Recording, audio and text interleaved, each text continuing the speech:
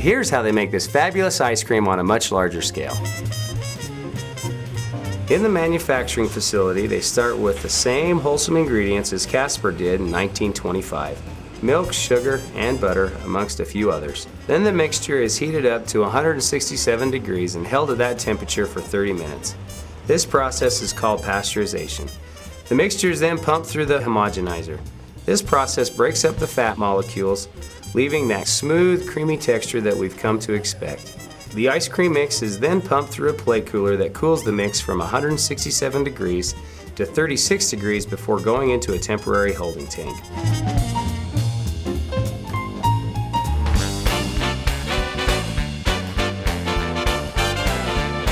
When it is time to use the mix, it's transported through stainless steel pipes to a freezer where the ice cream mix, which resembles milk, is frozen with cold air to make creamy ice cream. When the ice cream first falls onto the belt, it is in a soft serve form.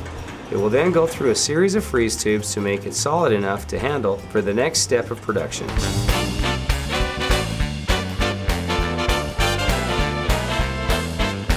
In this specific tunnel, there's 5,400 bars at any given time on a production day.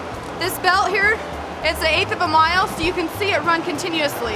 1/4 mile each way with 1 seam in it, so it's the only belt of its kind that's used in the US. Casper's is a very innovative company. We've made pieces of equipment that otherwise you couldn't get in the US to work for us. Just like these tunnels here, no one else uses them, but we use them and it works. And just like the stick pusher, Casper was also an inventor, so he invented a lot of the early equipment that wasn't available in mass production and manufacturing. A lot of the passion and creativity that we see in Casper's Malt Shop and Casper's Ice Cream today started back with Casper Merrill. He was, part of the American dream. He wanted to build something up, and that's what he's continued to do over the generations, and everyone still loves the ice cream in their homes today, and it's manufactured with pride and especially the family pride of doing something great that they know how to do. 30 minutes after the ice cream enters the freeze tunnel, it'll come out hard. At this point, if we're running the FatBoy sandwiches, the ice cream is then placed on the machine to receive its chocolate cookies. This one machine will add a cookie to each side, then wrap and seal the FatBoy sandwich.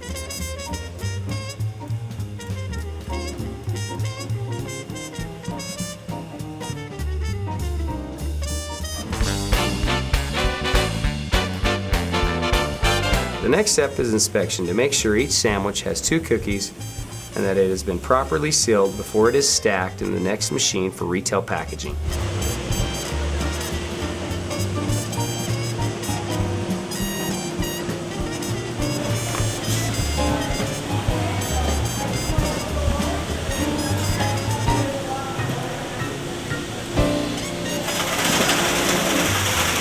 When running the nut sundae line, commonly known as the Casco, the ice cream bars are picked up 10 at a time and dipped into a mixture of chocolate and peanuts.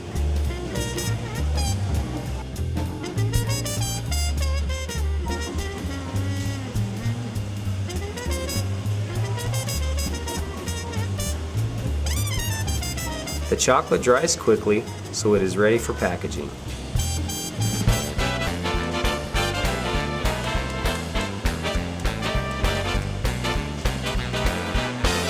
Once again, the product is inspected, this time for the proper amount of chocolate, peanuts, and that it was sealed properly. The ice cream bars are then placed in their retail boxes before being cased in larger quantities. Once the case is full of product, it goes through a machine to tape the top and bottom of the box before entering a large door in the wall.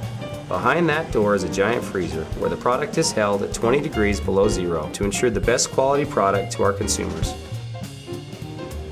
When it's time, the ice cream is transported on large semi-trailers, also held at -20, to grocery stores around the country for people like you to enjoy. Once again, Casper's legacy of quality products pushes the 3rd generation to yet again upgrade and update the facility within the next 5 years. Behind me is going to be the future site of our new facility that we're very excited about. In our old facility, we have the ability, when running at full production, to manufacture 330 ice cream bars a minute. With the new facility in line, we'll have the ability to make close to 1,500 bars a minute when we're up to full capacity, which, in putting it in perspective, is a boatload of ice cream. This is the original location that Casper, actually we're just down the street about a block is where he grew up and took the first, made the first Nut Sundays on a Stick. It was just a few blocks away from where we are right now. It's actually adjacent to our facility right now. A favorite quote from Casper, we now call them Casperisms, goes like this: "Anything is hard if you work at it easy, but easy if you work at it hard." This quote seems to be the driving force behind his third generation's homegrown company. Casper was a complex but simple man. He enjoyed life and always said, "You can live on less when you have more to live for." Casper followed his motto by donating his time, talents, and energies throughout his life. His number one priority was his family, and every grandchild holds a special memory of their granddad. Over the past 85 years, the ice cream ingredients and family recipe and motto have changed very little. I think if you close your eyes while you enjoy one of our delicious ice cream treats, you can still taste Casper's original, hand-churned front porch flavor all over again.